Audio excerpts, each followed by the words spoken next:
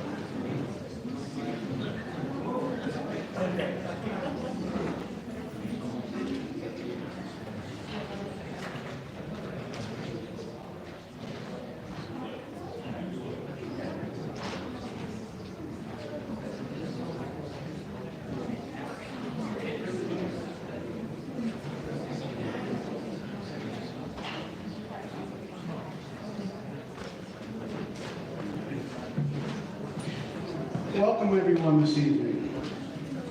I would like to call the Master Plan Citizens Input Meeting for Ward 7 residents to order.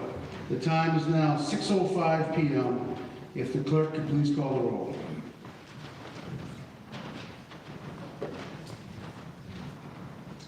Chairman Randy McGlynn, Councilor Present. at Large.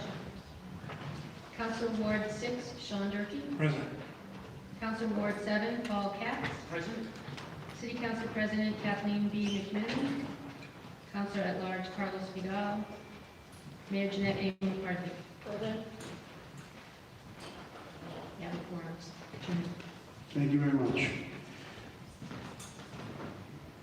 I believe we have meeting minutes from Ward 1, October 27th, and Ward 2 on October 25th to approve. I'll accept a motion for that. I'll make a motion to approve the minutes from Ward 1 and Ward 2. You've heard a motion from Councilor Durkee. All those in favor?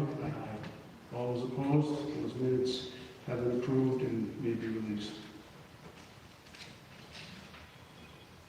Good evening. I'm Waltham City Councilor Randy LeBlanc, Chair of the Waltham City Council Ad Hoc Master Plan Committee. Tonight with me are Councilors Paul Cates from Ward 7 and Sean Durkee from Ward 6.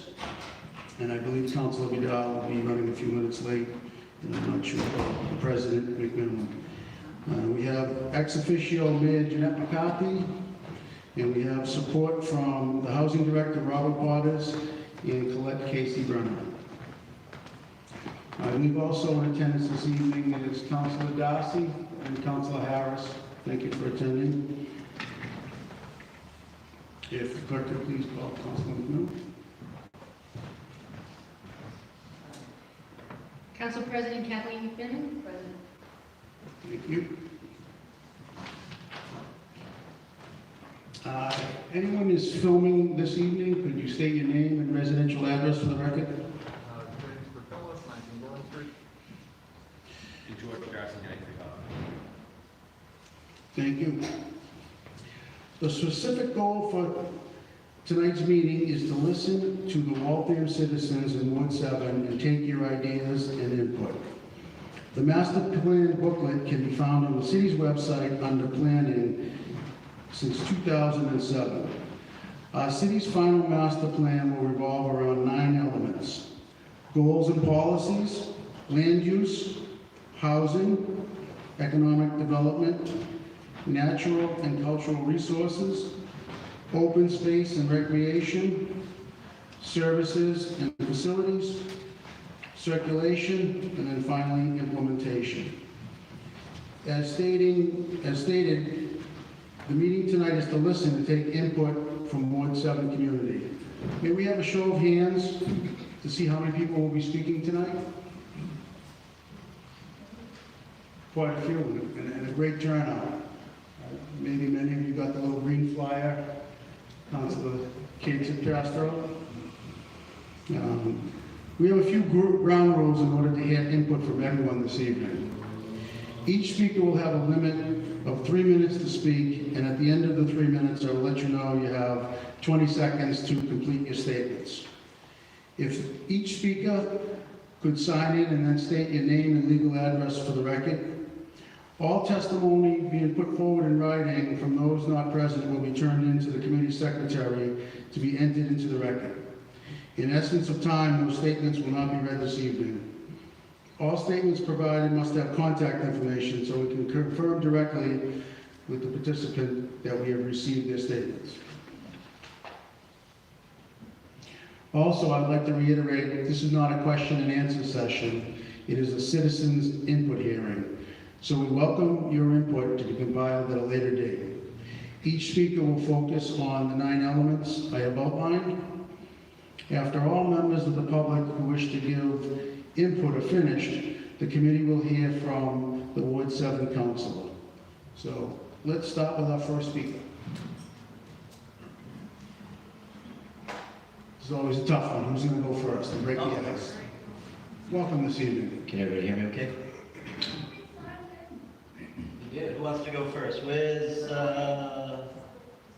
Lauren? Lane? I already signed it.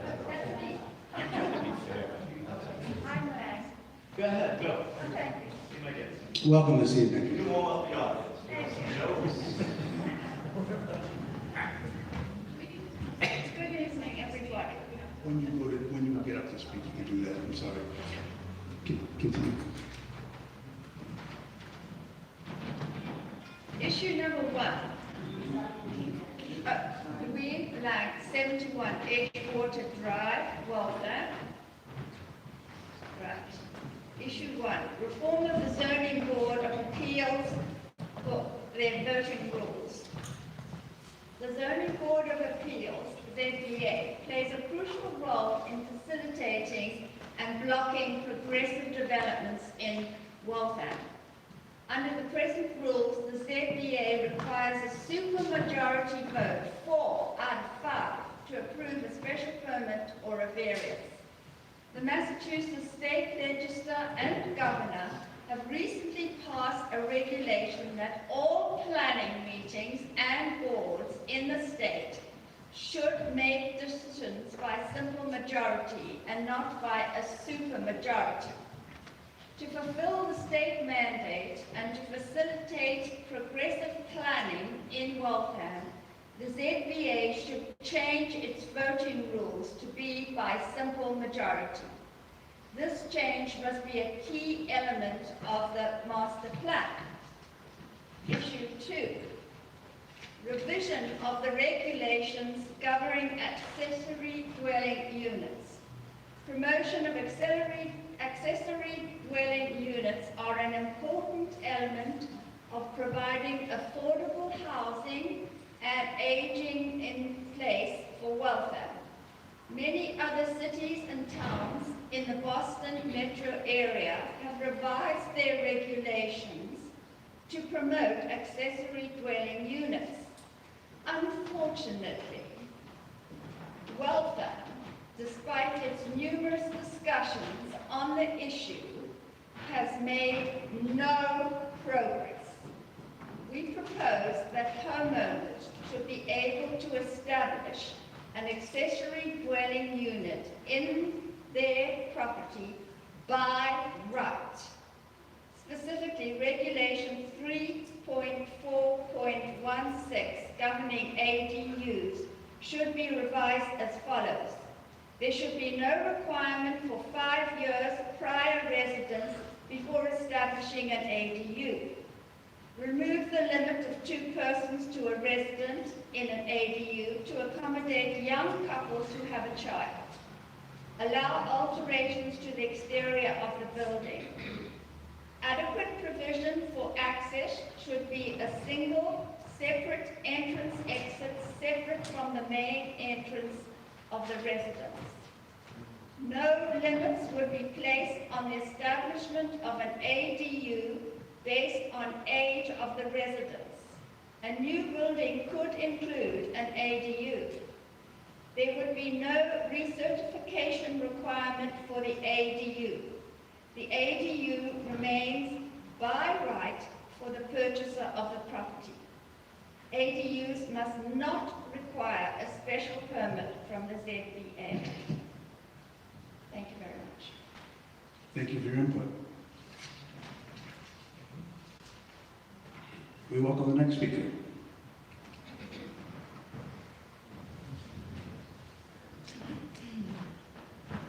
Thank you, Richard Lang, 71 Edgewater Drive.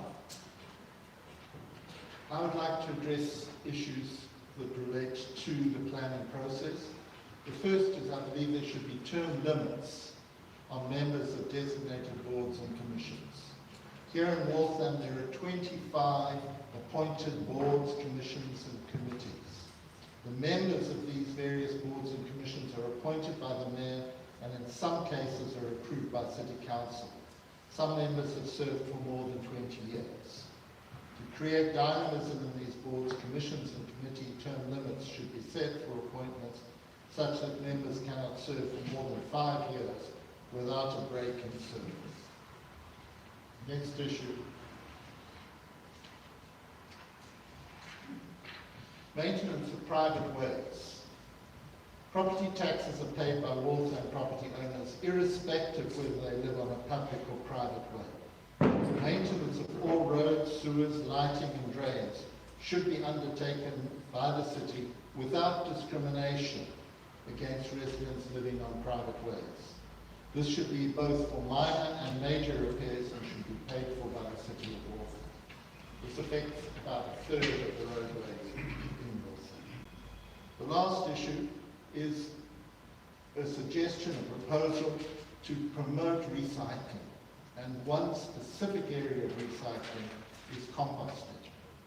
To beautify Waltham, yard waste and leaves which are already collected should be composted in Waltham and made available to residents at the composting site free of charge. Such a service exists in a number of cities and towns in the western suburbs. Thank you. Excellent. Thank you for your input.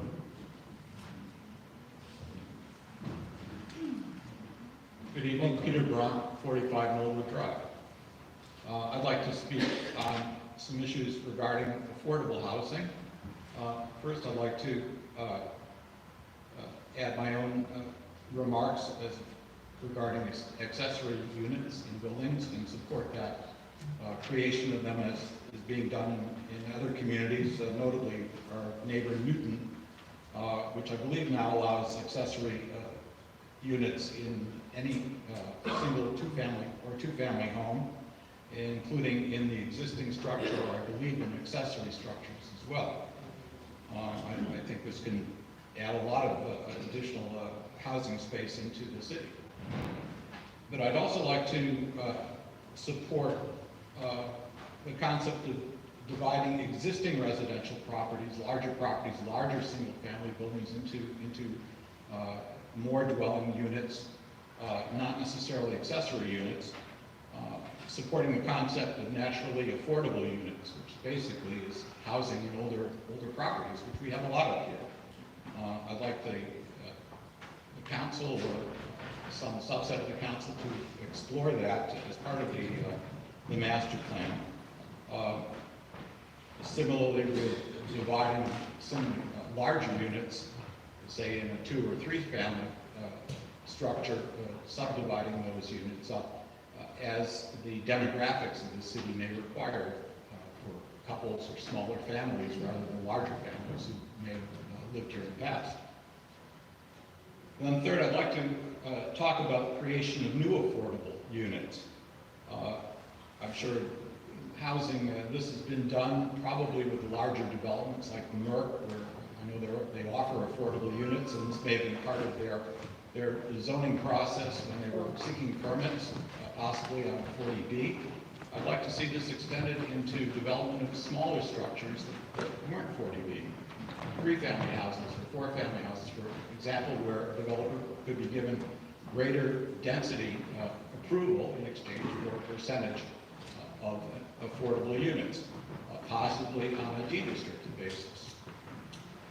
And finally, I'd like to talk about keeping our existing units affordable. We have a lot of residents who've lived here for many years, some their whole lives. Especially as properties change hands, this can be a concern because the new owners maybe have greater carrying costs. Obviously, prices have gone up. But even for existing owners, as property taxes have gone up, as building renovation and maintenance has gone up amazingly, as everybody here knows, it's difficult to keep rents down at an affordable level, particularly for people who may be on fixed incomes. And to that, I've asked the city to address possible amelioration of the increased cost, possibly with some kind of tax abatements for having a given unit remain in an affordable level of rent. Possibly a recertification system going on a year-by-year or every other year basis, showing that a tenant possibly of a lower income is residing there, and maybe the property owner could get an abatement on their property tax. I don't know what the statutory issues might be there, but I hope that someone will look into that and possibly look at other avenues for lowering some of the fixed costs which the property owner may have to pay for this. Thank you. Thank you.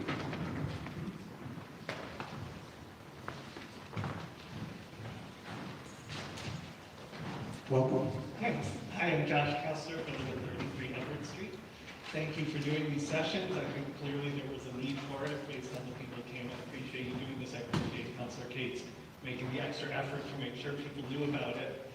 There's two issues that are really important to me I want to bring up. One is the Fernal. The Fernal plays an important role in the history of my family and a lot of other families in Waltham.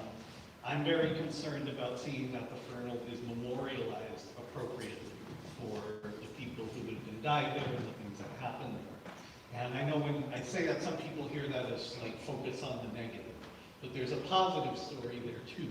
The Fernal came under public scrutiny in the 70s and it didn't close until the 2000s. And the reason was because there was no place for people to go. So there had to be a movement of people who created group homes, created programs in the community, and got the funding to that to close it. My parents were part of that movement. Leo Sarkeesian, who runs the Mass Art here in Waltham, was part of that movement. So we can celebrate that story, but we can't forget about that story. And it's not, the reason I bring this up as part of master plan is I think it's not clear to the public right now what the overall plan is for the Fernal.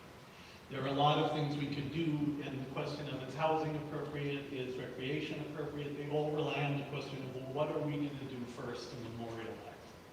And I don't think the answer to that is clear to the public right now. I know that there's a plan here for recreational improvements. It includes a memorial, which is a braille wall.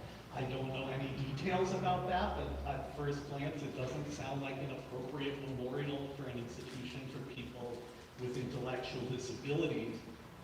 But it actually doesn't matter what I think. But what's important is that people with intellectual disabilities should be in the room when these decisions are being made.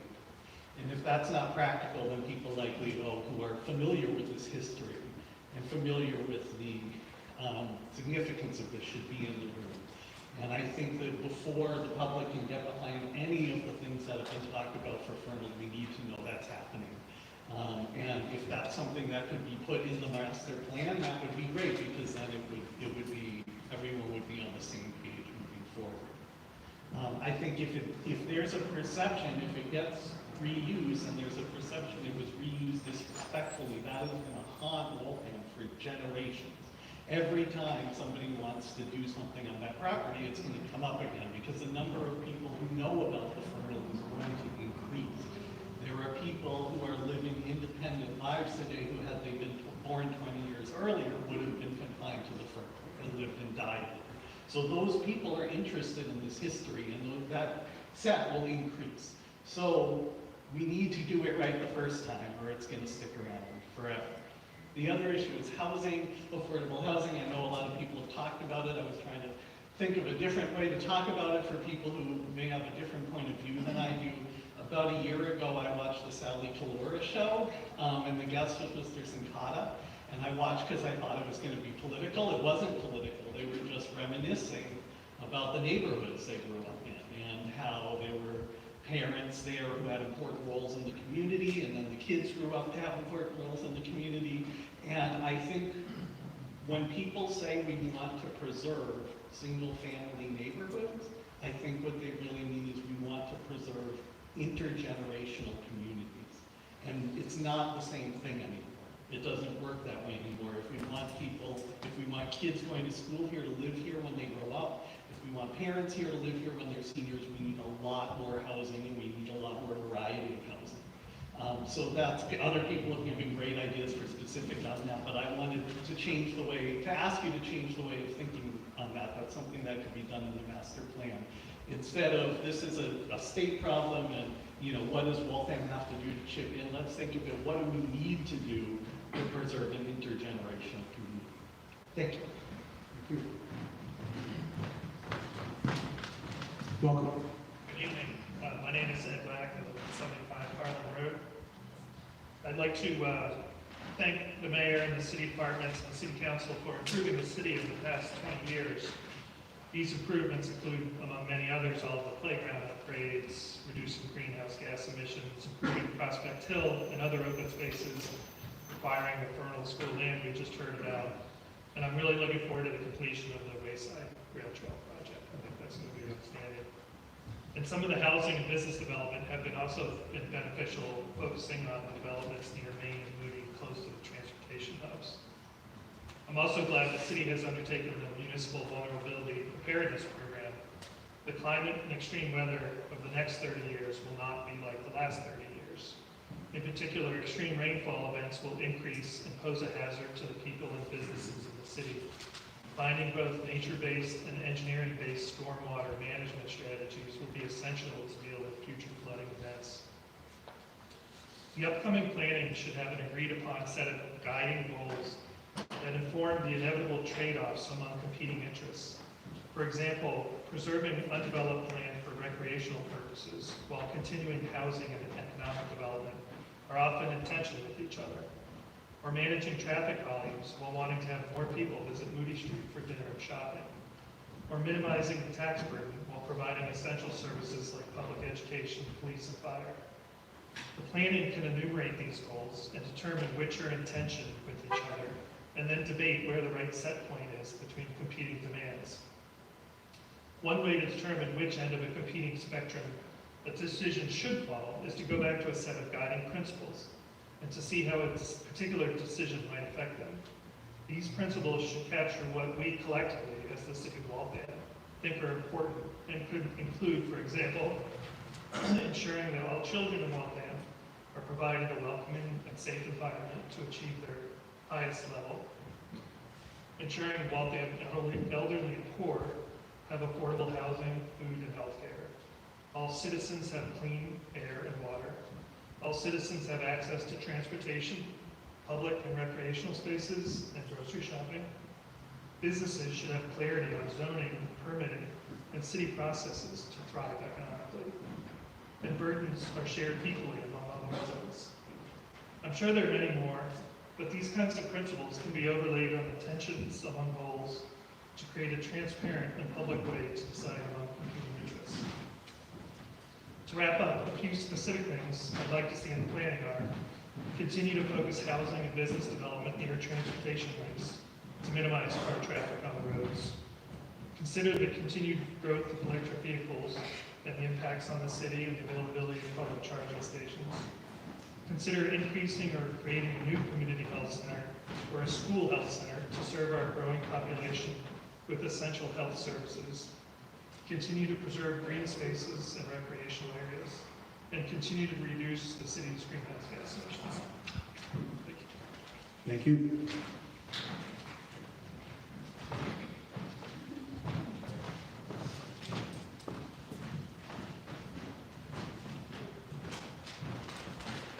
Welcome. Thank you. My name is Sam Duche. I live at 34 Cedarwood Ave in Port 7.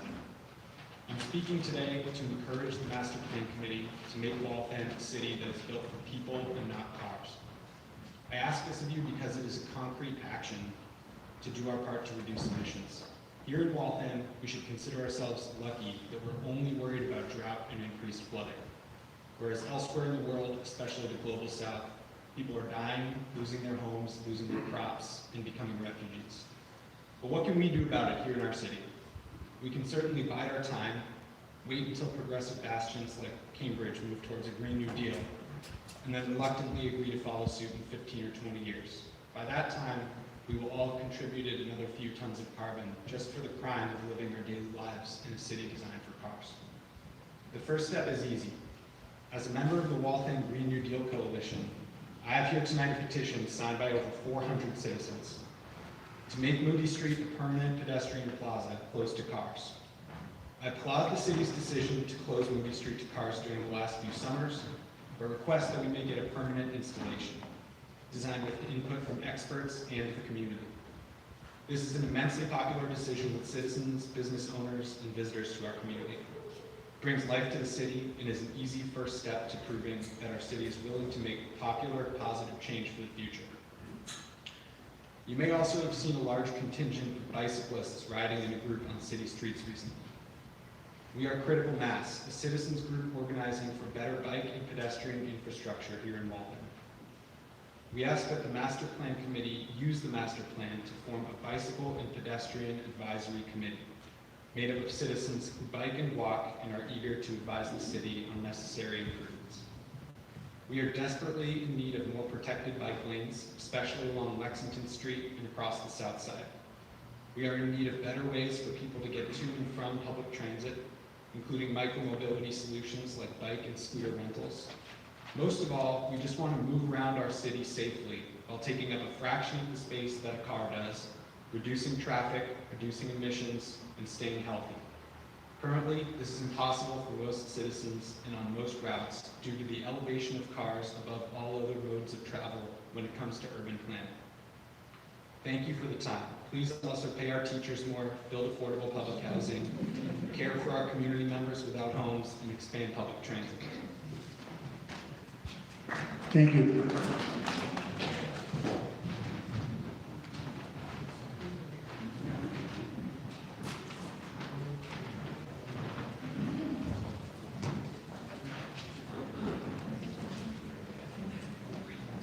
Welcome this evening. Thank you. I'm Laura Brody. I live at 91 Edgewater Drive.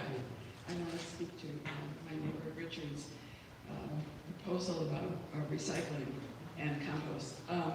Watertown, my husband and I paid to have a company called Black Earth pick up our compost every week, and at the end of the season, get a huge bag of great compost.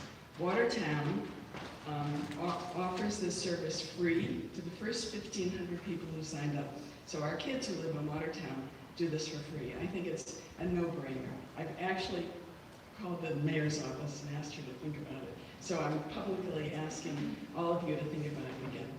Thanks. Thank you.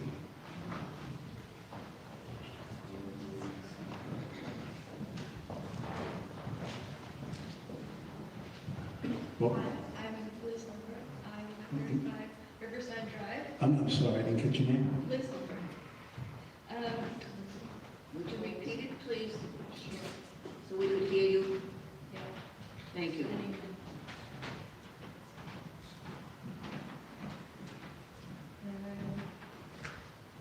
Liz Holbrook, 35 Riverside Drive. Okay. I'm going to echo a few things that have been said. I would like to echo the creation of a bike ped committee. I think it makes a lot of sense. I think it's going to be really help with transportation issues as they come up in the future. I think that implementation of shared use bike program or shared bike program would make a lot of sense. We know that a lot of surrounding communities have bike programs or other shared use programs like that. I would also like to see an expansion of bike ped wayfinding, which might be the purview of a bike ped committee recommendation. In Watertown, where I work in the planning office, we are implementing a bike and ped level wayfinding sign program, and it's going to be incredible for transforming how people move around the city. And with our nice north, south, east, west corridors that are being built and to exist here, it makes a lot of sense as an expansion of what already exists just east of us. I would like to see a composting program implemented. I know quite a bit about what's happening in Watertown, and that's a really excellent pilot program that I think is a wonderful model that we could follow. I would also like to see the creative and arts sector be used more as an economic driver in Waltham. I think we have some amazing resources here, and I'd like to see the consideration of a cultural district in the future. Thank you. Thank you.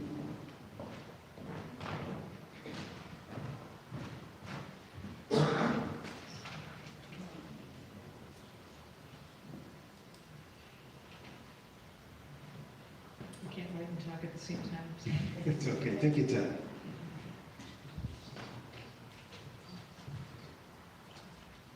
Hi, I'm Martha Creedon from 731 South Street in Ward 7. In Ward 7, there are now 2 giant flashing road signs near 2 marked and already yellow signaled crosswalks on South Street in the Brandeis area saying something like, high foot traffic, yield for pedestrians, just to try to get drivers to drive responsibly. Maybe this will help, but really much of the road from the Western Line to the hospital is really a bit of a freeway. Perhaps it could be looked at for ways to actually force drivers to drive more slowly and responsibly. I'm not talking here about police enforcement of existing laws, I'm talking about road design. I'm talking about a city that's safe and welcoming to its people and absolutely aware of its impact on the natural environment, the planet, the climate. So first of all, I think Waltham needs to prioritize safe infrastructure for getting around the city without a car. This means a network of protected bike lanes, creating and prioritizing pedestrian areas, installing bike racks and installing regional bike share programs, working for more public transportation, and slowing and reducing traffic on all our roads. Next, I think Waltham needs to stand by its stated commitment to preserve open space. And I urge you to work with the Waltham Land Trust. The Land Trust is a tremendous resource and an ally. In addition to its land, I think Waltham needs to preserve its historic public buildings and make them available to organizations that benefit the public. Next, I think Waltham needs housing that's actually affordable. If we don't do this, Waltham will become a far, far less interesting and thriving place to live. And finally, a topic I'm not sure has come up before is that in its downtown and in its larger parks, Waltham needs public restrooms. These are needed whether you're housed or unhoused, whether you're old or young or something in between. Thank you for listening. I've been in Waltham for a while, but I find that my voice is just as important as the newer voices, and I urge you to listen to everybody. Thank you. Thank you very much.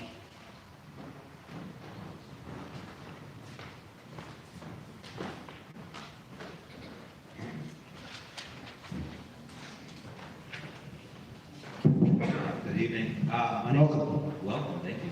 My name is Donnie Lucenti. I live at 15 Tavern Road. It's also Ward 7.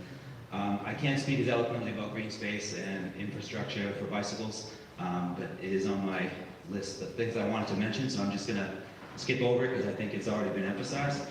2 of the topics I'd like to address really quickly is the 117 bridge, the Main Street area. My understanding there's I don't know how to say it appropriately, but a ton of space being, things being built on the 1265 property as well as on the other side of the 128, the Weston, Waltham, Green Street connector area. I'm very nervous about the impact that's going to have on Main Street, getting onto that highway if the bridge isn't substantially improved. Currently, I think it's 4 lanes. I recently went over it on my bicycle and did not feel safe. So I'm hoping that there is a lot of thought and motivation to get the funding to improve that bridge before it becomes an actual chaos, as I have to say it appropriately.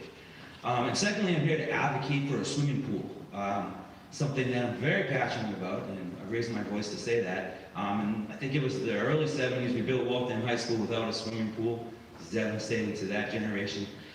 We built Kennedy Middle School, we did that one, as well as the McDevitt, which was the former Central Middle School, no swimming pool at either one of those. But then the city continued, and we moved on into the early 2000s, where every single elementary school was remodeled.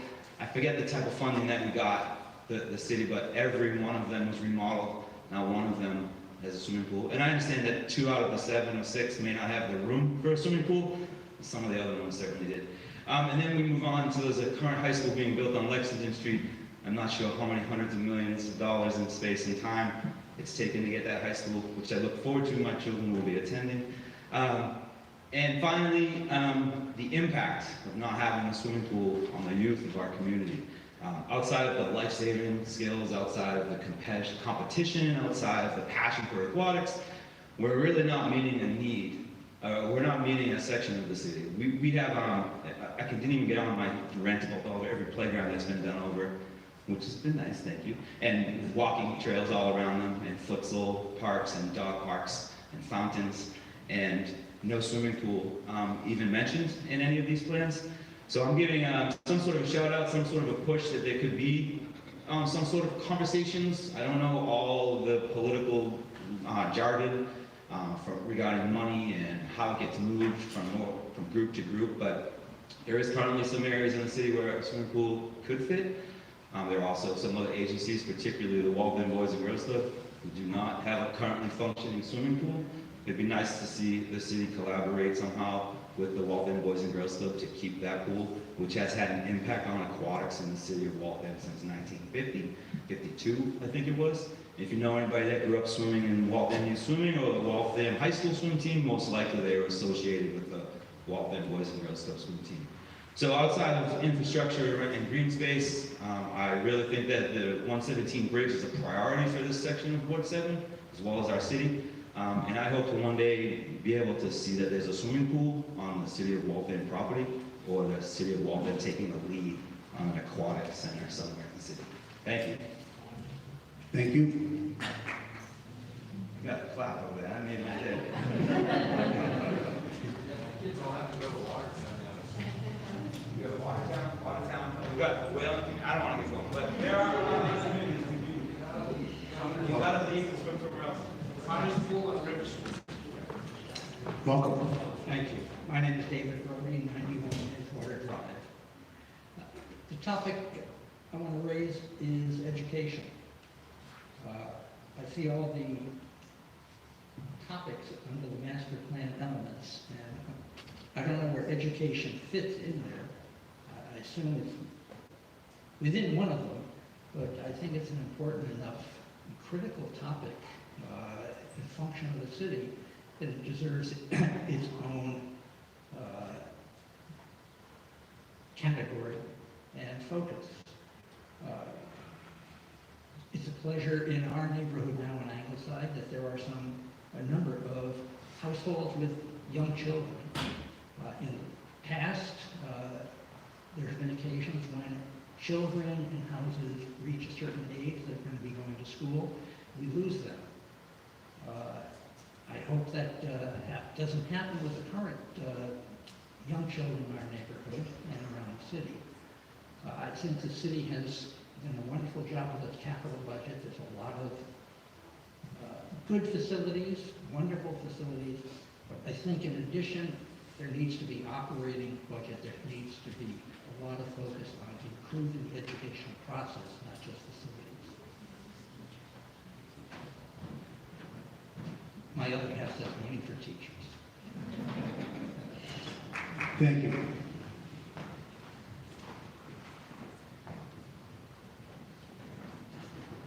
Next speaker, please.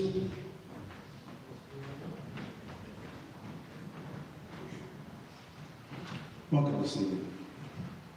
Thank you. I'm John Allen. I'm a resident of Ward 7, and I have been active in bicycling here for... Excuse me, can you say your street address? Yes, 7 University Park. I've been active in bicycling. The mayor appointed a bicycling committee more than a decade ago. I'm a member of it. It sort of went into limbo with the pandemic. And I'm happy to see that there's interest in that again. I would like to point out that there's one kind of bicycle facility that's a big buzzword now, which is protected bike lanes.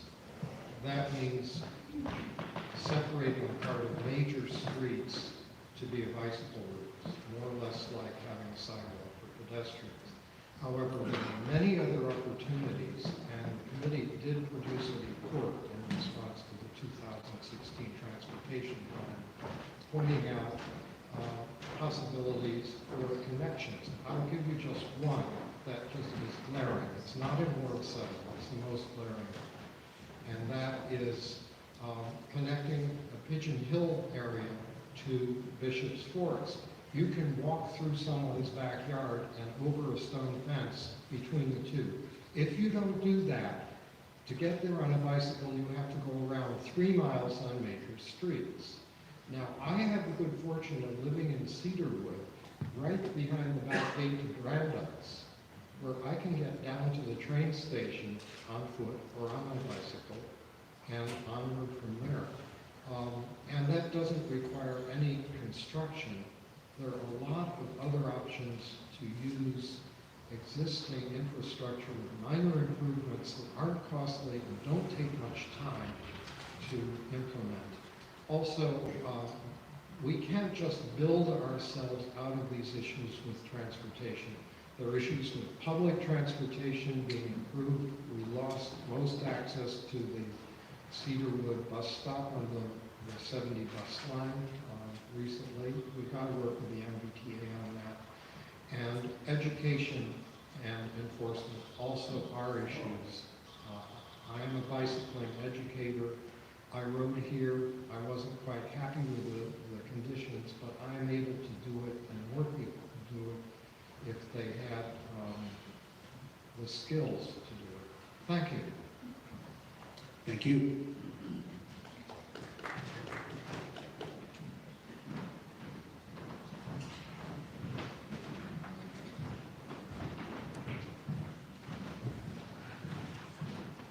Welcome. Thank you very much.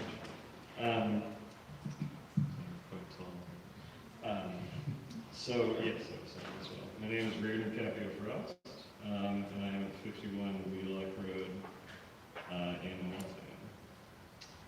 Waltham. So thank you very much for having this event. I'm relatively new to the city and really appreciate being here. It's a very welcoming place. And I wanted to mention Waltham Fields, which, as I understand it, Waltham recently bought the location of Waltham Fields from, I think, the University of Massachusetts, but Waltham Fields still does not have a lease, and so I wanted to speak in support of that and to have them be kind of permanently established as a great farm, a CSA resource, an educational resource, everything like that. And then in Ward 7, Nivermar Park, where I go to quite a bit, I think could really benefit from dog park space, as could other parks in the city. But that place in particular, I think, could do well because then there would be a place for dogs that is not on the baseball fields, which would reduce the conflict there. So, but then also just on housing affordability, I really support the previous comments on supporting ADUs by right. There's a lot else that we could do on housing affordability as well, including taxing vacant properties, so those are actually developed more. And I think the homeowner tax exemption is really great. But if you live in the house, you get that tax exemption. But I think that more can be done to help develop vacant houses and then also to promote and make it easier for renters as well. Yeah, that's on the list. Thank you very much. Thank you for your input.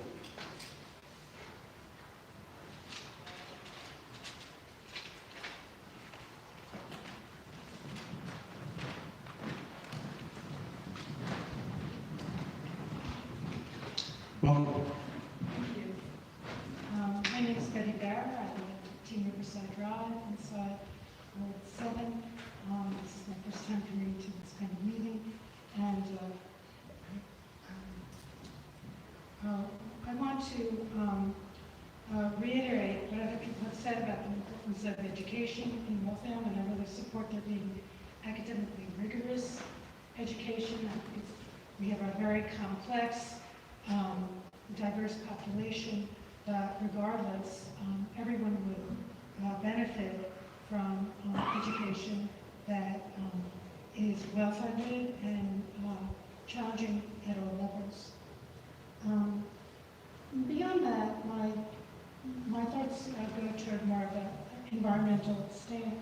And just like the previous speaker, I'm very interested in the Waltham community fields.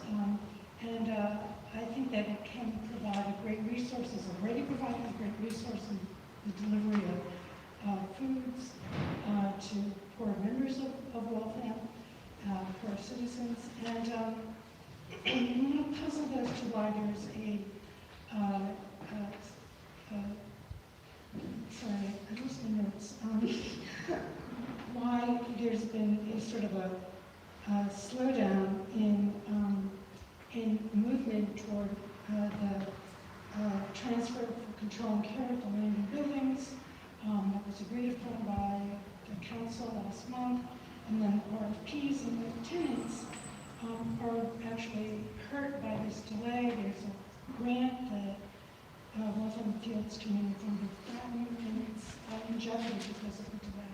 So I think that there are many ways that this property can be, should be looked at as part of the master plan, as providing a great resource of education and farm education to city-bound kids and foods, and I'd like to see some movement on that. Also, I'd like to see other actions to make Waltham green and more environmentally responsive. I wonder whether parking requirements for new buildings and developments can be adjusted so that we stop turning acres of land into southern parking lots. Also, I'd like to see the master plan encourage the installation of more public electric car charging stations. This is especially important in a community that has a lot of apartment houses and condos, because people who live in those don't necessarily have easy access to charging. And so that would really slow the acceptance, that slows the acceptance of electric vehicles. And finally, I'd like the master plan to encourage tree plantings, especially in the densely built parts of Waltham, as this can decrease ambient temperatures as well as enhance some neighborhoods. And I know that older neighborhoods, which are the more crowded neighborhoods, have narrow streets and narrow sidewalks, and it seems very difficult. But there's a lot of creative thinking that is going into how to increase tree coverage in areas like that. Thank you. Thank you.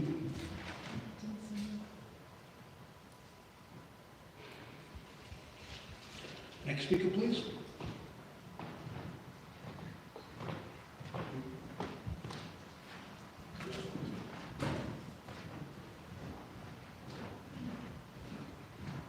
Hi, Bill Doyle from Ward 7 now, which I found out when I went to the vote the other day. Welcome.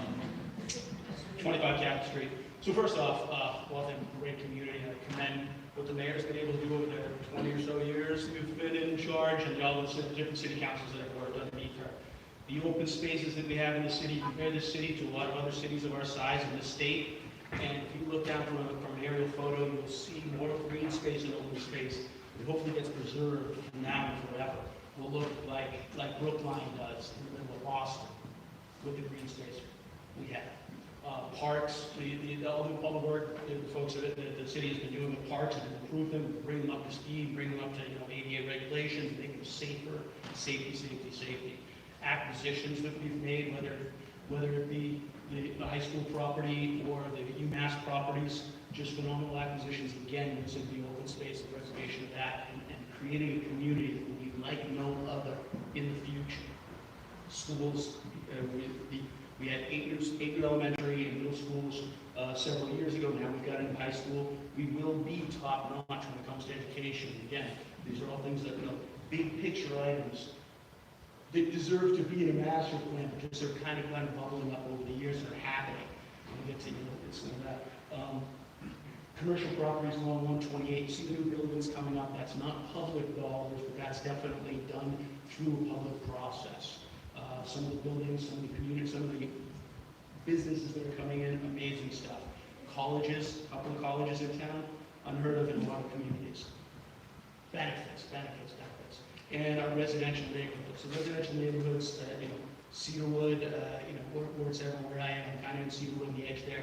Residential neighborhood, definitely we need to look at how to preserve those things. So what I wanted to say here tonight is the planning process. I see us here today, we're collecting data. This is data collection stage.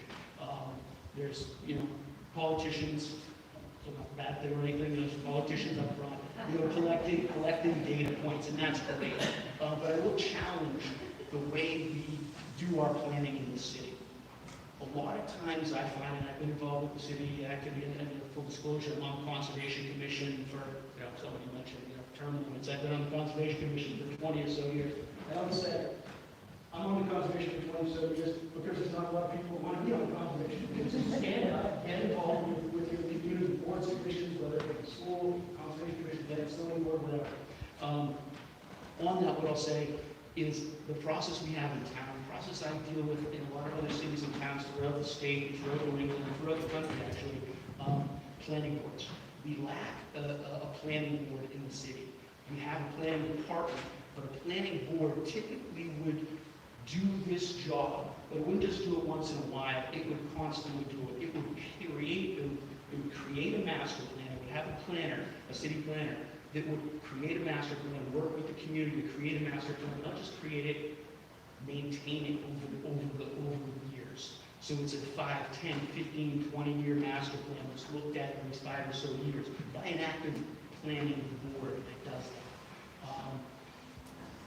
That process creates a vision. When you create a vision for a community, then the plan informs that vision, and vice versa.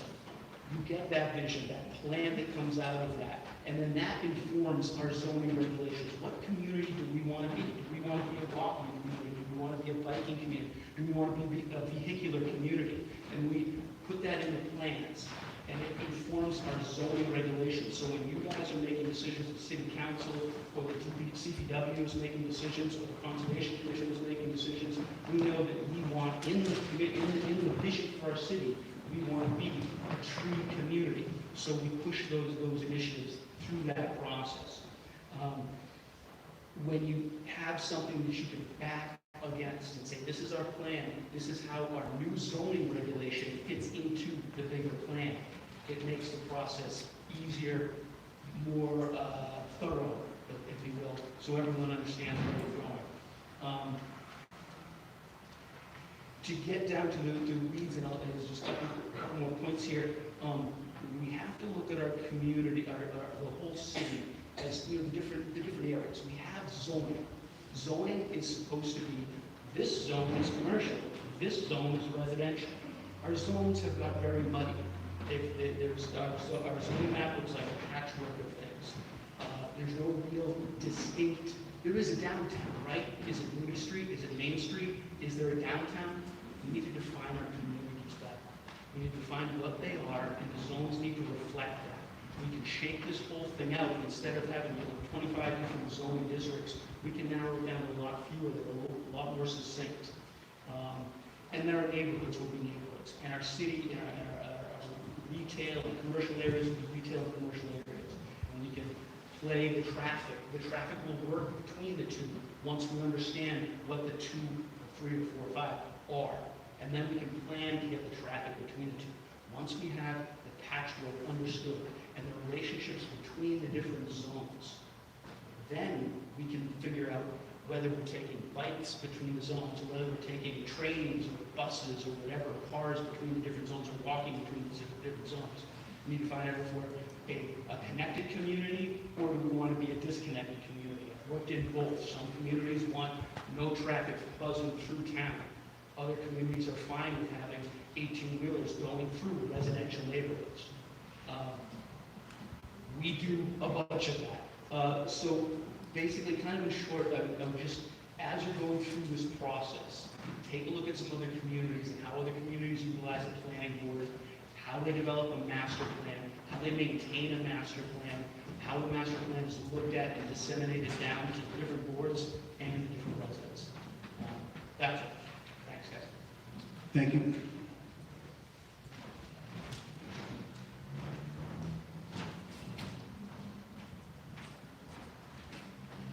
I do see we have Councilor O'Brien in attendance, Councilor Lash.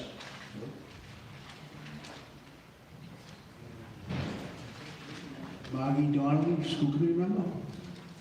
Good evening. Ward 7 resident also. Is anyone else?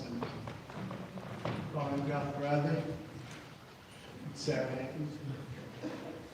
Oh, Karen Dunn. Good evening. Ward 2, hiding back there. Welcome. Good evening. Good evening. My name is Peggy McIntosh. I live with my husband, Ken McIntosh, at 2 Riverside Drive. Thank you for holding this listening session.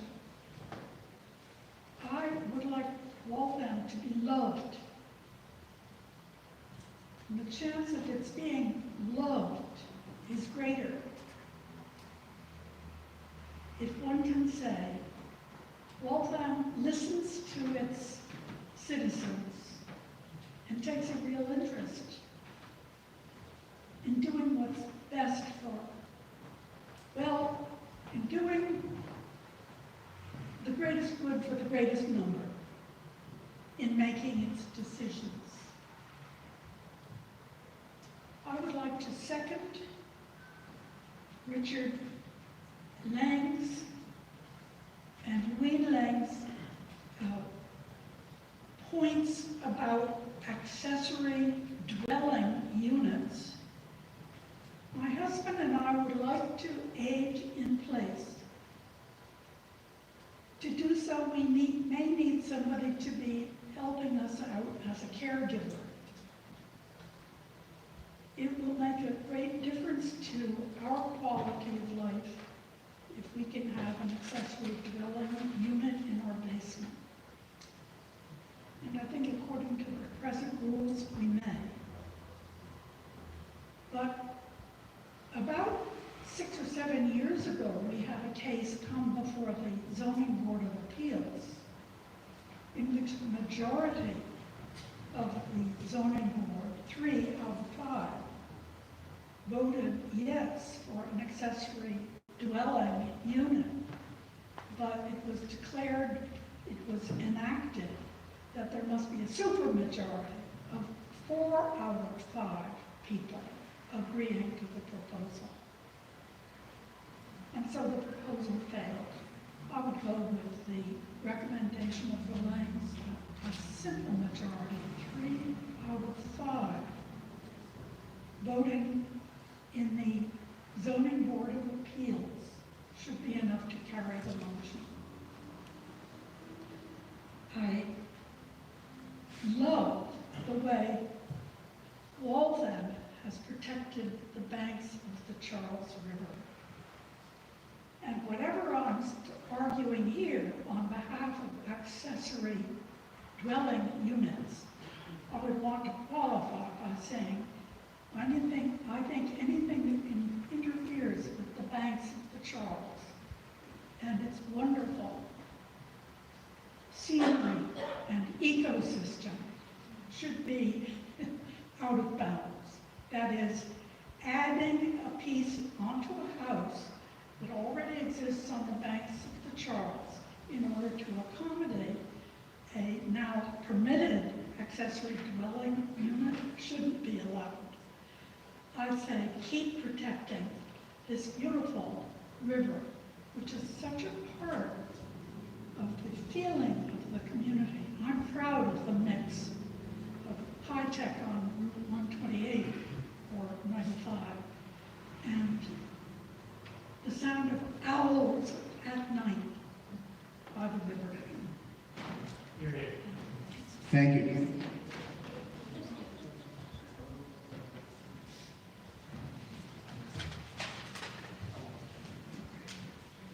Welcome. Colin Brother, 102 Stowe Street, Waltham, Mass. Thank you folks for having us. Thank you to our counselor for inviting everybody. I'm thrilled to see the turnout tonight and see how people get involved. echo and listening to everybody. They pretty much stole all my ideas and everything I was gonna say. No, I'm kidding. For me, and I don't know if this is the right platform, but I'm gonna get it out, is that, I guess when you buy a house, you talk about location, location, location. And for me, lately, being a lifelong resident of Waltham, it's traffic, traffic, traffic. And I know this is about a master plan to make this city better, right? And I applaud Mr. Doyle, he's right, talking about open space, but, and even the gentleman, which I should know on Tavern Square, when we talk about traffic improvements.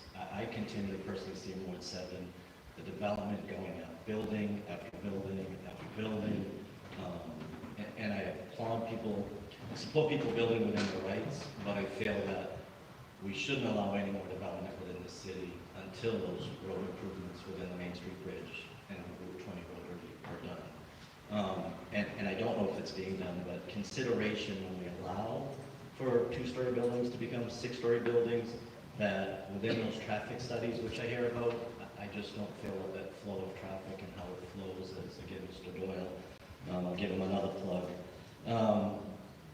how that all seems to come into factor in consideration. I myself, a resident again on Stowe Street, can never, and neighbors that are with me tonight and others always talk about not being able to get out of your street. So with that said, and again, it might not be the right platform, but when we talk about preservation of open space, can we at least even consider when developments are being built, that a percentage of that development or the square footage of Waltham is preserved or has an open space? So like when we talk about a 40B, there's a percentage that, or another surgical center, there's a percentage of a courtyard that's maybe preserved for like a lunch area, but at least some additional green stamp instead of the city, just as I say, becoming a paved parking lot. And then what was the other piece I had? Sorry, I was just lost my train of thought. I think that was it. I thank you for your time. Thank you.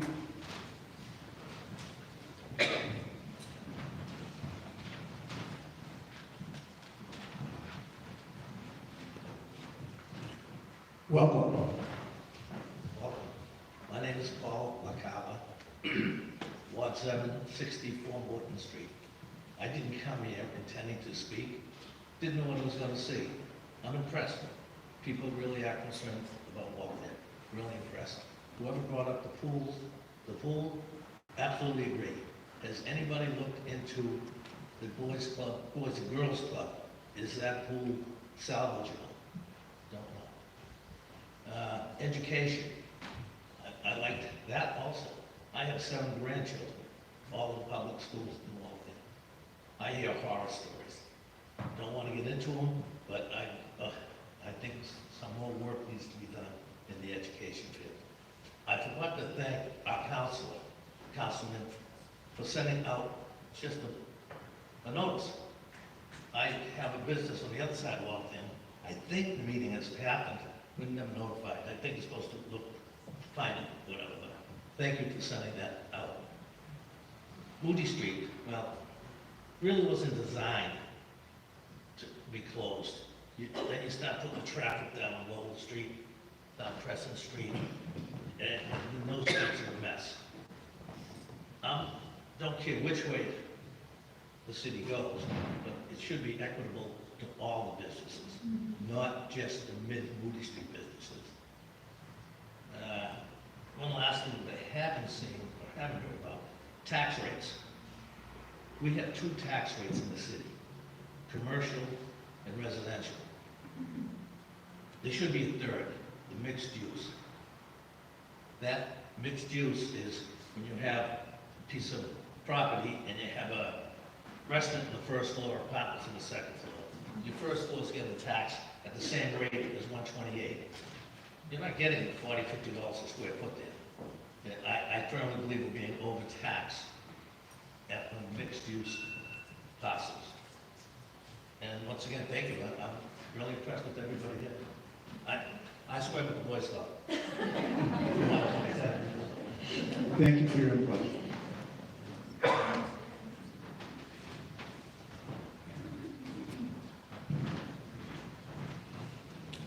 Welcome. Hi, I'm Trina Moore. I'm at 136 66 Ravenswood in Ward 7. And I'm here because I'm specifically concerned about the growing corporate space that we have being built at 1265 Main and all along Main Street. I understand that that absolutely will be developed, and that's acceptable. But what I'm not seeing in the plans, in the master plan, is really connection between all of this corporate space and the residential lifestyle. And I would really like to see some more consideration given to how these two worlds can connect and be leveraged. So things like, certainly Main Street is being redone, but better sidewalks all along Main Street, also as well as Route 20, since that will be another, I think, more highly used area. It could be a highly used area for the residents rather than going along Main Street where there's going to be a lot more traffic as walking space or as riding space. Better lighting, better street coverage, and just consideration of how the traffic flows so that it makes it easier to move through that space without getting blocked by all of the traffic going in and out of the corporate development space. I also think it's important to really start to bring down some of that corporate space to the street level. I'd like to see a bit more retail along the Main Street area in that stretch that is useful for the residents in the area. So it does feel more walkable, so it does feel more like a neighborhood. I would encourage, even though Waltham has done such a great job with green space overall, within Ward 7 itself, we really don't have green space. We don't have pocket parks. We don't have places where we can kind of collectively go and meet up with our neighbors, either to run the dog or to ride a bike or just to chat with friends. And it doesn't encourage, I would say, a neighborhood feel. There are not even things like coffee shops that you can easily walk to and get to know your neighbors. And I think that that's a really critical part of not feeling that we are just houses parked next to these corporate developments and just being dwarfed by them. Because as it is, there just is no emotional connection between the two. I also do want to say that I do believe that private ways should be managed by the city of Waltham. I understand that that is an ongoing debate, but it does prove a significant burden to those folks who are living on private ways to negotiate amongst themselves rather than to go through the city to manage and maintain those streets in a safe manner and to improve them in a safe manner. And I just want to speak out one of the things that I didn't hear about, and I didn't see anything in the master plan, but the master plan does speak to a number of special permits and how that can increase in Ward 7 in particular, the growth of residential properties by almost 30%, I believe, and then the commercial usage exorbitantly. And I don't know the way that those special permits are being managed. I don't see the transparency around that, and how it is determined about when special permits are being provided or not being provided, and how we collectively decide to allow those to go through. I imagine that on the Main Street development area, there's going to be a lot of requests for those, and I would hate for those to be reviewed in the past versus having a plan going forward with those. Thank you. Thank you very much. I'm Jay Waltham, 42 Reservoir Road. Welcome. Paul, thanks for making this happen, for being a part of making this happen. I think a lot of things have already been said, so I will second some and then add a couple. First off, I am not an expert on ADUs, but I think they're a band-aid for a greater problem, which is we just need more housing in general. And I think from what I understand of accessory dwelling units, they're mostly a giveaway to the property owner. So I think we need to talk a little bit more about that, or think a little bit more about that. The Riverwalk downtown on Moody Street, or off Moody Street on the Charles River, this is a gem of the city that is in total disarray. It's not safe. There's been a lot of crime. There's a lot of homelessness issues. it's horrible, but one of the most beautiful spots, I think, in the city, and I'd love to see that place slammed in the summer with people just having a blast, and drawing people from the city and coming from the restaurants, etc. This seems like low-hanging fruit. I can't imagine this would be terribly expensive to beautify it and make it safe. So that would be a priority for me. The Waltham Fields, yeah, I would just second that. I want that to be a farm forever. I think it was great that the city bought it. I'd like to see them potentially the city really investing in some kind of environmental agricultural education center, whatever it is, and making that a farm forever. The rail trail, which we are all excited about, how the heck am I going to get to that with my family safely? I literally don't know. And I've been riding my bike for decades to every single job my entire life. There is no way in heck I'm bringing my wife and my 3 kids down South Street to get to the rail trail. It ain't gonna happen. And I don't want to get in the car to drive there. It just seems silly. And if I want to do that, I could just go to Weston. So I would really love to see this as part of the greater plan of like, we've got this great rail trail. We want to see people using it for recreation and commuting. But people have to get there safely on foot or on bike, not just driving once a summer, parking in a parking lot to drive or to ride my bike half a mile. Again, I think a huge gem of the city. Yeah, one person said tree plantings. All I see is trees coming down. Since I have moved in to Ward 7, I mean, literally probably 50 trees have come down in my single neighborhood. And part of this is educational. I think people don't quite understand the value the trees provide, but really this comes from the city. I'd like to see the city take a little bit more of a progressive, thoughtful approach to planting more trees and planting a variety of trees. Let's not repeat the problem of planting Norway maples everywhere, which are pretty much terrible. Let's have a variety like a lot of the other cities around. And then, yeah, I think one other person said guiding principle. When I think of the guiding principle, the city leaders, when you're making any decision, you should be thinking about how does this impact the quality of life of every single resident of Waltham. I think someone said, greatest good for the greatest number of people. Thank you. Thank you.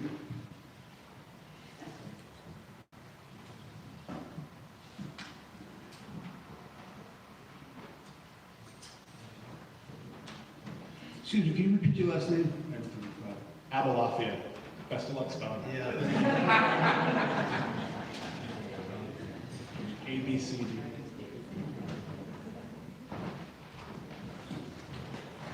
Paul. Thank you. Welcome. Hi, thanks. My name is Tori Resendiz, and I live at 68 Winthrop. I want to echo a lot of what everybody else has been saying today, but mostly I'm focused on encouraging pedestrian and bike infrastructure and also just general calming measures.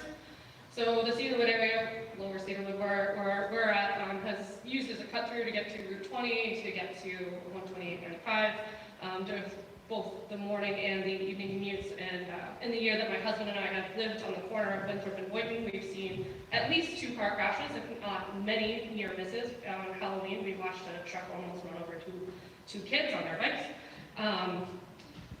So similar to what somebody said before, you know, traffic and road design and traffic calming measures go a lot farther than the policing. Like, I know they've brought up police officers into the area, and of course that slows people down, but when the police officers aren't there, they don't do anything. You know, more 4-way stops in the area, raised crosswalks, you know, things to physically slow cars down, because, I mean, they just came out and painted new crosswalks, but like paint doesn't save lives, you know, actual infrastructure does. I'm looking forward to sending, you know, my future children to Waltham schools, but the way that I want them to get there is I want them to bike and I want them to walk, and I want them to feel safe doing that in order to get there in our communities. So prioritizing cars and drivers and their commutes over the safety of pedestrians harms our neighborhood and communities. I also want to give a shout to the composting initiative, also bike shares. I've long said that if we had food bikes in the city, I would, you know, gladly blue bike down to Moody Street all the time. And then one thing that wasn't touched on was just sidewalk snow removal. I know that it's not an ordinance in Waltham for you to have to shovel your own sidewalks, and I do know that the city does prioritize school routes, but like as a pedestrian, if I'm walking to the library or something like that and it's snowed, it'll be multiple days before I feel actually comfortable and confident walking on those sidewalks in order to get to where I want to go, because it's not necessarily on a school route. So, thank you. Thank you.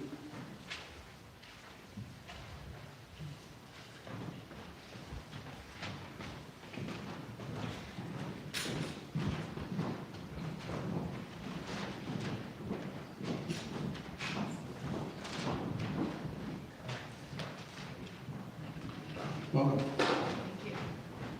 My name is Tony Oka, and I am from Ward 1. Actually, I found out about this meeting tonight.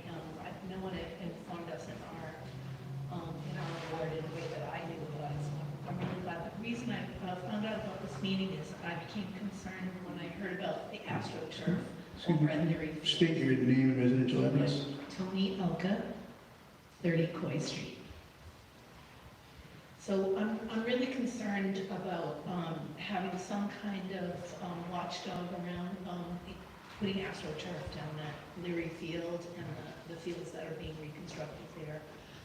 And that's how I found out about this meeting, because I posted on Nextdoor about my concern, and lots of people told me about this meeting here, so I came tonight. And I'm really so thrilled to see all the human beings in here of all ages caring about this community. And I've been here since 2005. I have a plot with my husband at the community garden that I love, and I just picked the last raspberries there, and tot soy's still there if anybody wants some. We have a beautiful community here, and I don't think that people are informed enough about ways to participate in these kinds of decision-making, and also given a chance to have a voice about really progressive things like AstroTurf being bad for your health, and paving a whole beautiful clover field with it, tearing down all the trees around it without knowing what the plan is for going forward, and then having all of our children playing on that field and breathing in off gases and having the water underneath that field be contaminated by the AstroTurf. So that was a big issue for me, and that's why I came here tonight. But I'm really super happy to know that this community is filled with people that care about it. I would love to see more people of color in this room. I don't know if it's because Ward 7 is not very integrated or very diverse, but if it is, I think if there were Zoom meetings that people could attend from home if they don't have childcare, I just think we would have more diversity of experiences here. Thanks. Thank you.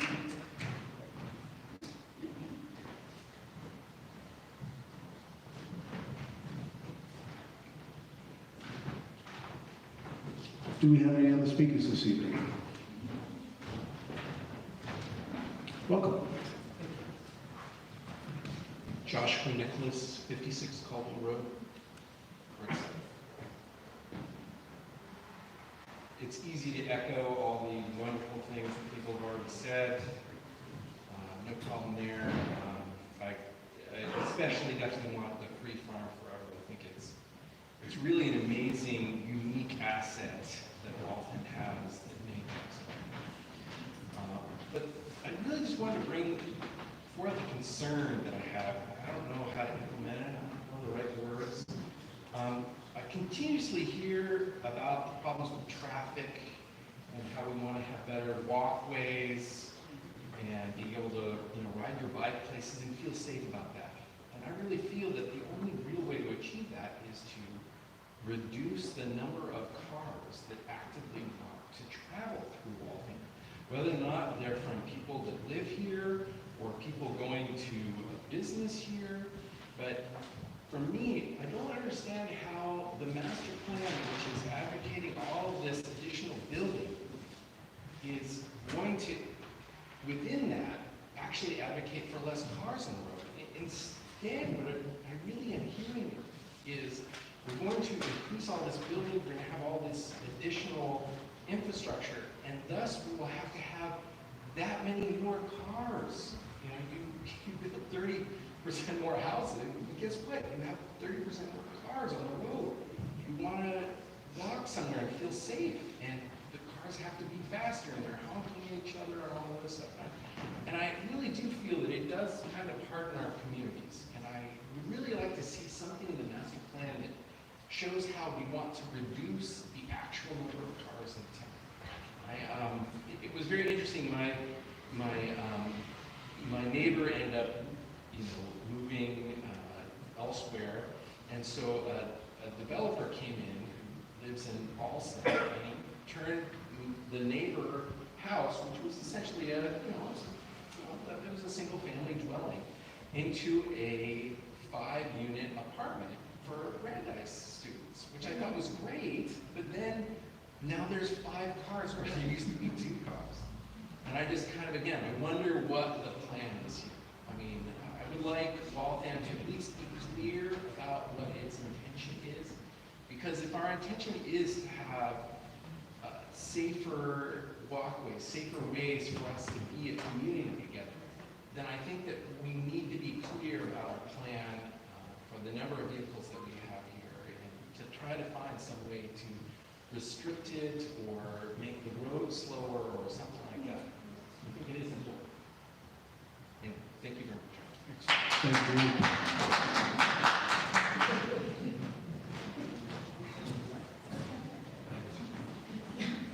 Hi, I'm Alan Zarumba, 58 Wheelock Road. 2 points. The first is I want to commend the library for the work they did during COVID. I used the library quite a bit.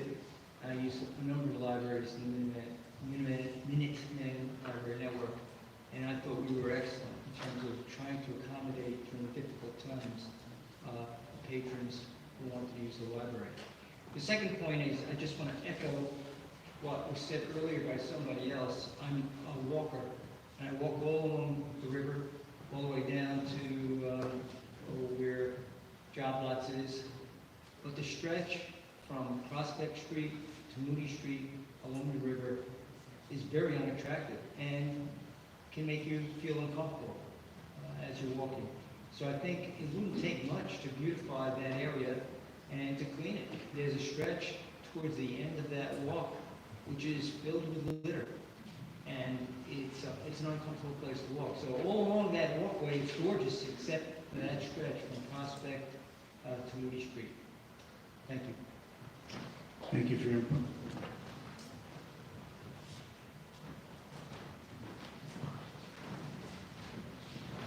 Well, Good evening, how are you? My name is Scott O'Neill, I live at 39 Waltham Road, right down the street from the auction that we spoke to people ago. And I wanted to speak to the issue of the protected bike lanes because bike infrastructure. Usually the pushback you get is that it's going to make it more difficult for cars to get around, and while that is certainly true, I want to give you my experience as a bike commuter. So I used to live on South Street, and I worked at Alloy for a couple of years, Alloy area, Cambridge. And I liked to work, I used to bicycle to work every chance I got, not because it kept me in shape, but because it was faster to get there on a bicycle than it was to drive the highways in and out. My biking commute was about 50 minutes round trip. My driving commute was somewhere between an hour and a half and 2.5 hours, depending on how bad the traffic became. So I was very fortunate that I lived near Mountain Beach Cemetery, and I could use that, and I could use the Charles River Walkway to bicycle as well. That bike infrastructure is not available to everyone. I think my chances are like 60. But I just wanted to point out that it feels like one of those if you build it will come things. If you build bike infrastructure, people will use that to commute, and you have a lot of people commuting to Waltham, probably more people commuting in than commuting out of Waltham on a daily basis. They've actually found in Cambridge when they built the bike lanes on Mass Avenue, it was very controversial. They now have more people bicycle commuting on Mass Avenue than they do driving automobiles on Mass Avenue on the way to and from. So I just wanted to kind of put out that word that if there was more bicycle infrastructure, it would probably allow people to commute from Cambridge to commute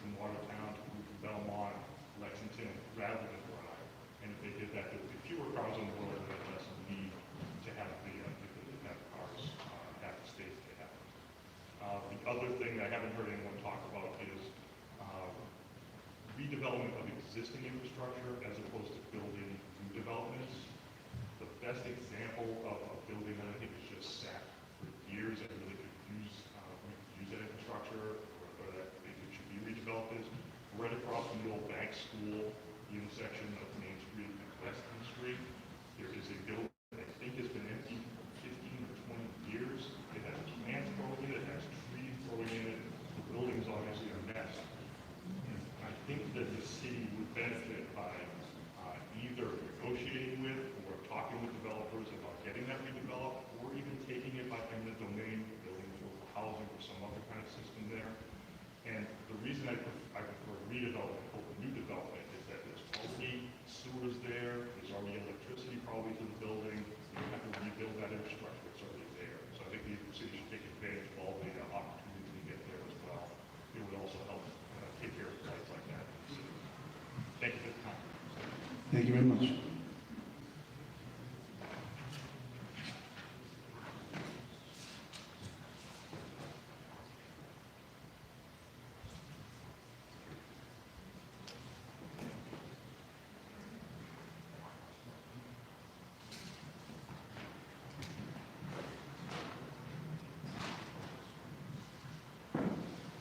If we have no more speakers this evening, I'll now turn the meeting over to Councilor Katz. I have writer's cramp, so.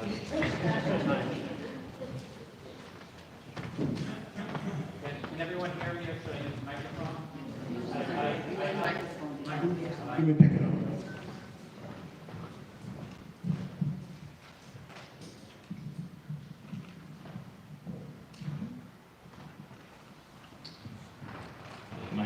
Okay.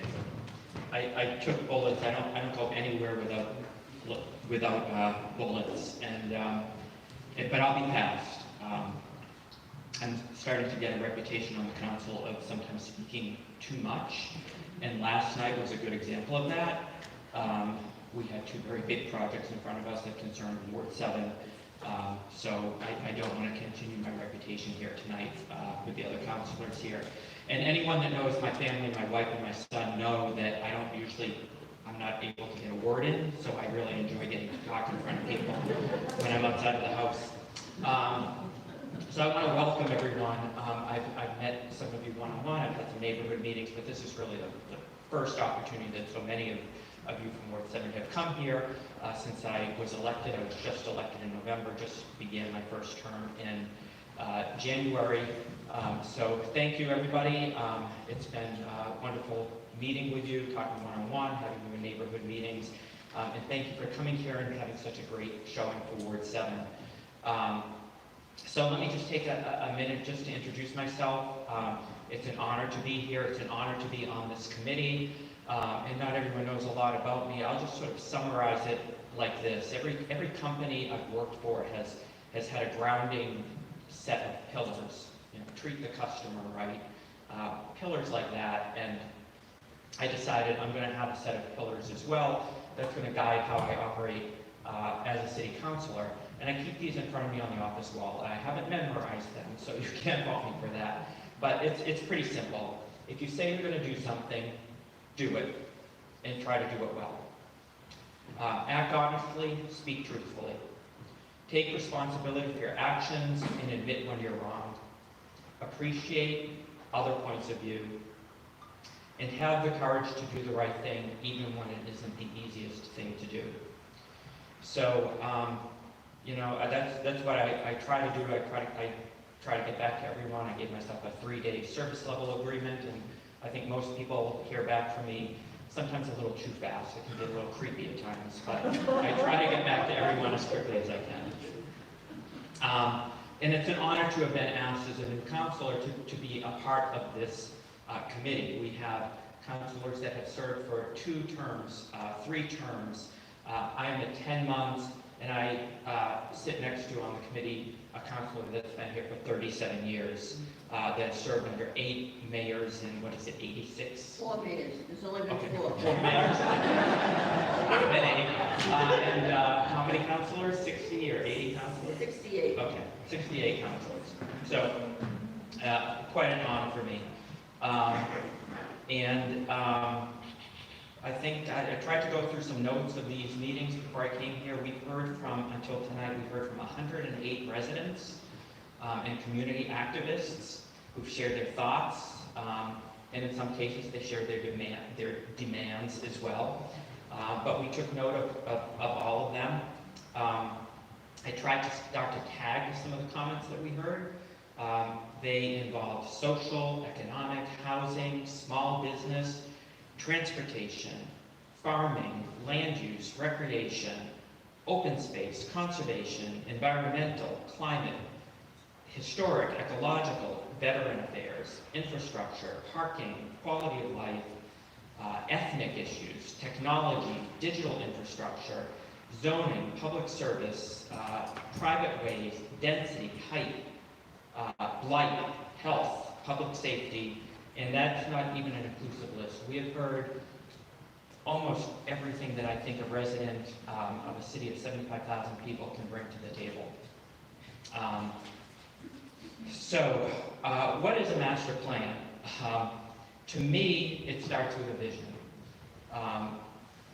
You have to start with a vision before you can have a plan, and we need to have a dream. And there's a management consultant that I follow who put it like this. He said in a book of his, he wrote, 250,000 people showed up for Martin Luther King to hear Dr. King deliver his I Have a Dream speech. They didn't come to hear I Have a Plan speech. So we can't have a plan before we have that vision and we have that dream. And a dream is just a dream until it becomes a plan. So let's start with that vision, let's start with that dream. We've heard from 108 people, plus I think to 25 people here tonight. We have a pretty good basis to start on. And now we can start to put together, how do we implement it? How do we put that plan in place? So there's some exciting work to do. So let me just address a couple things. I'm just going to talk a couple things about Ward 7, and then a couple of things about what is some of my vision. And it's not inclusive, and I'm sure I'm going to leave many things out. But Ward 7, some of the issues and challenges that we're dealing with, surprise, surprise, surprise, roads and traffic and safety.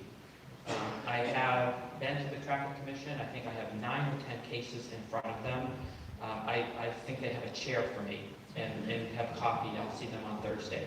But the good news is we've had some disappointments, but we've gotten many things done. We have improved safety and addressed issues in some of the neighborhoods.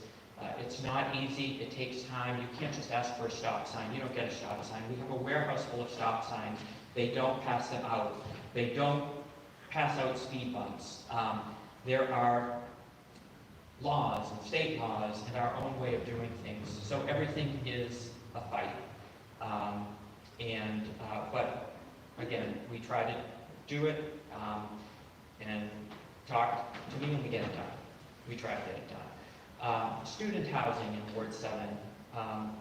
Throughout the city, we have issues, more in Ward 7 and 5, 6. Thank you. Just one off. But we are starting to see some results. We're starting to treat it a little bit differently.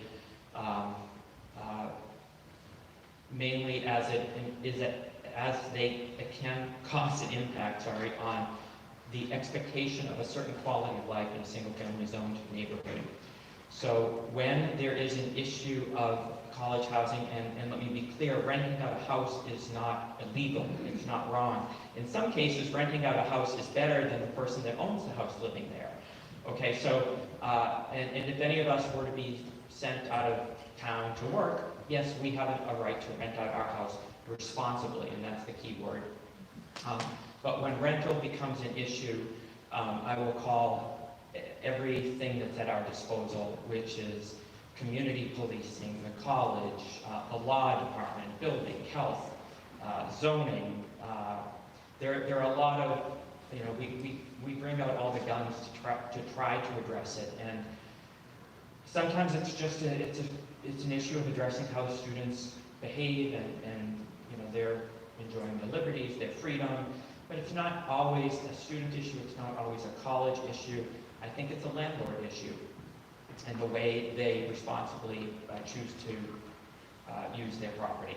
So the short story is, we are having some success house by house, and if there is an issue that you're dealing with, again, let me know about them.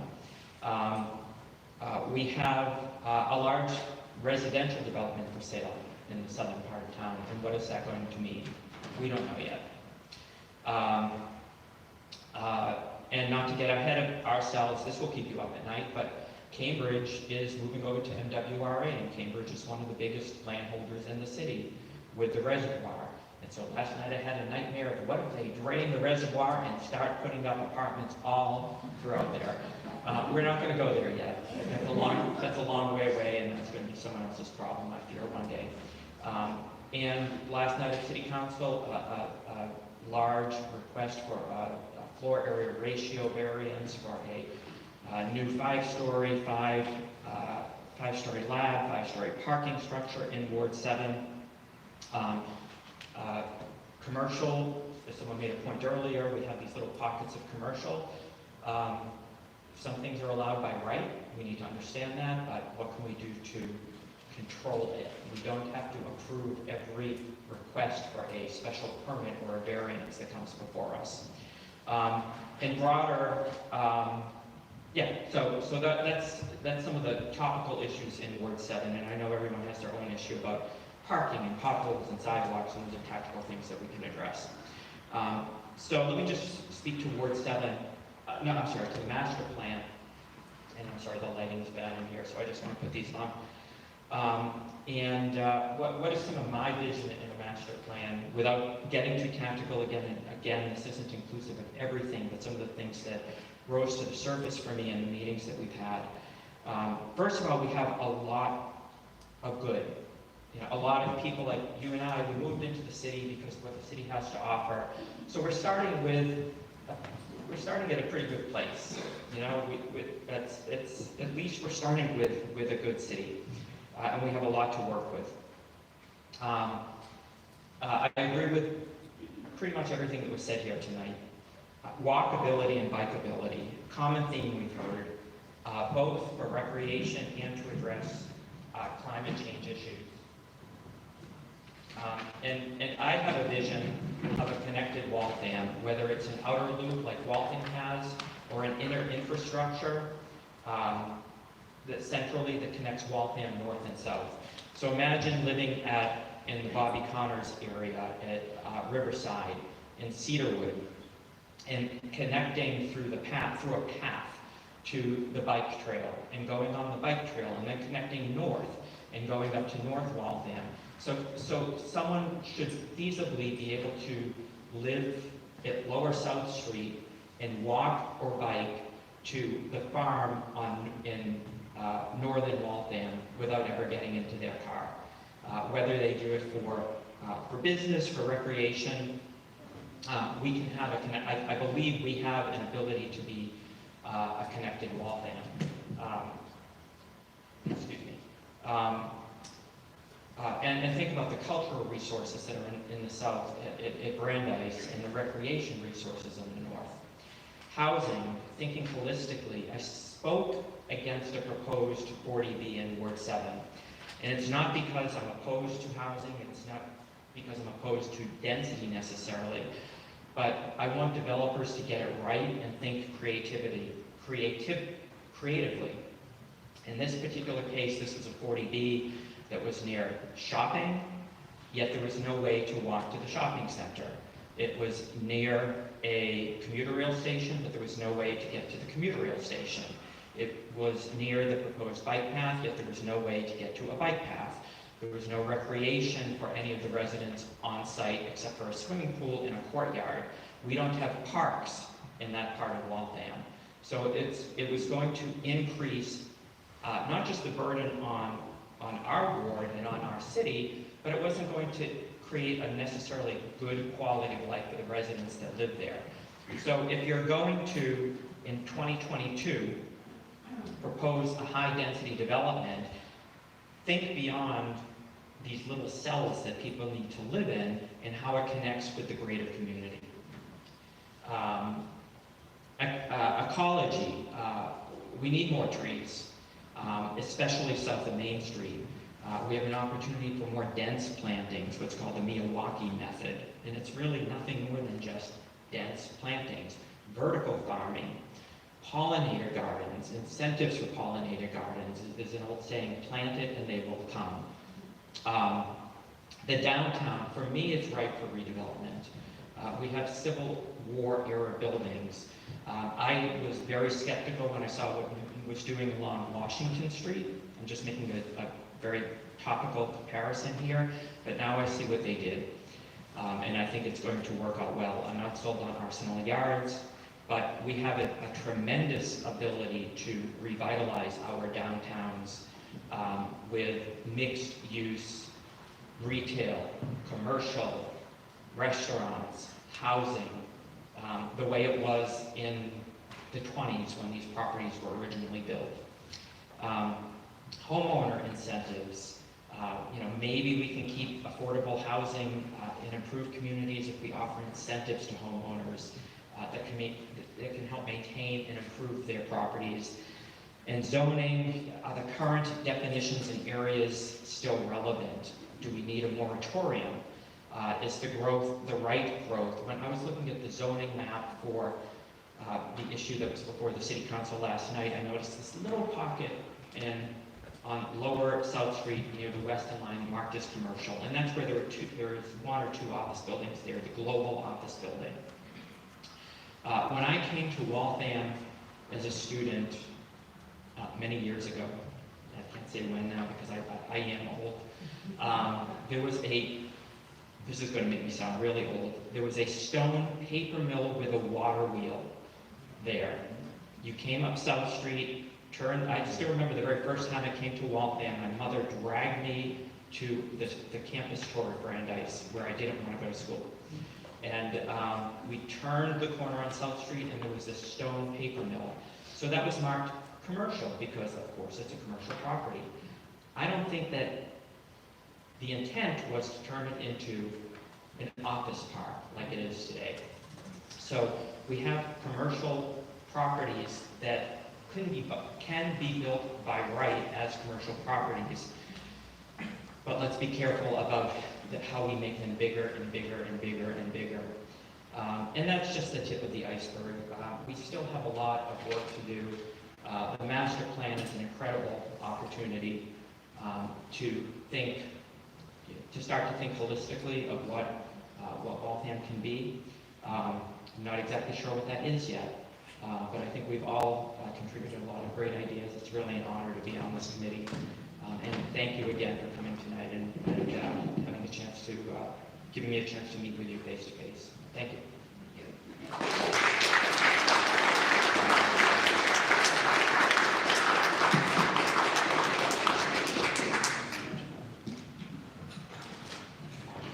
Thank you.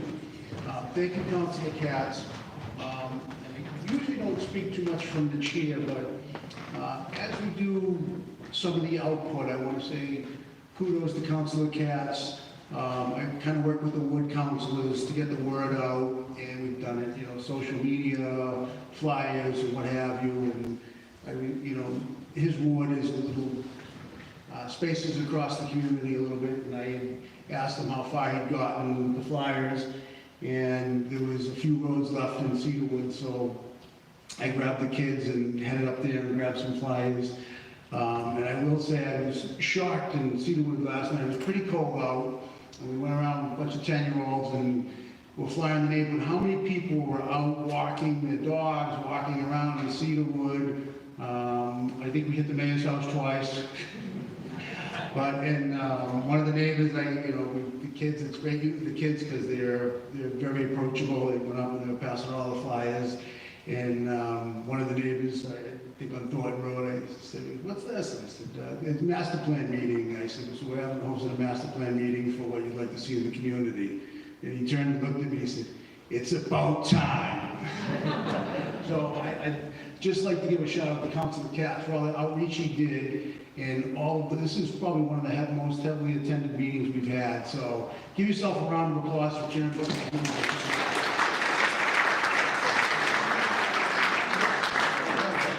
And there was one neighborhood I couldn't get the green flyers to, and I want to thank the Langs for reaching out to the community through their email list. So for the Riverside neighborhood, you got my cards, but thank you for your showing your. Angleside, sorry. That's a little nook down by the river. That was beautiful. So with all the outreach, we're going to be continuing the outreach. We have a variety of groups we'll be reaching out to in the community to continue this. And then when we finish the citizens input, we'll have a few meetings to then gather all of our information and work with some consultants. So with that said, I thank everyone for coming out, and I accept the motion to adjourn. The time is now 7:49 p.m. Make the motion to adjourn. Councilor Durkee has made a motion to adjourn at 7:49 p.m. All those in favor? All those opposed? The ayes have it. Thanks.